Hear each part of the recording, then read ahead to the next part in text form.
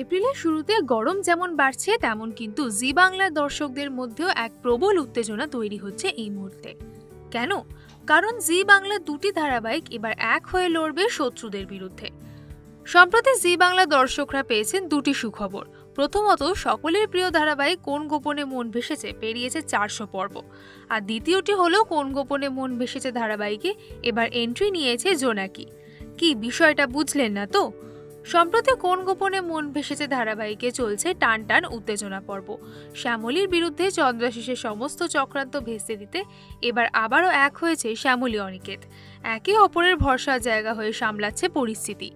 আর এরই মধ্যে সামনে এসেছে ধারাবাহিকের নতুন একটি প্রোমো, আর সেখানেই রয়েছে দারুণ চমক। প্রোমোতে দেখা যায় চন্দ্রাশিস এক বাংলোতে নিয়ে যায় শ্যামলীকে। একান্তে সময় কাটানোর অজুহাতে পরিকল্পনা করে শ্যামলীর ক্ষতি করার। আর সেখানেই দেখা হয় মিতির বাড়ির সদস্যদের সঙ্গে। ছদ্মবেশে জোনাকিকেও চিনতে অসুবিধা হয় না শ্যামলীর। তারপরে শ্যামলী ও জোনাকিকে বলতে শোনা যায় চন্দ্রাশিসের সব চাল নষ্ট করতে জোড়াবাড়ি ও মিতির বাড়ি এক হয়েছে। আদৌ কি জোড়াবাড়ি ও মিতির বাড়ি এক হয়ে চন্দ্রাশিসের পরিকল্পনা নষ্ট করতে পারবে?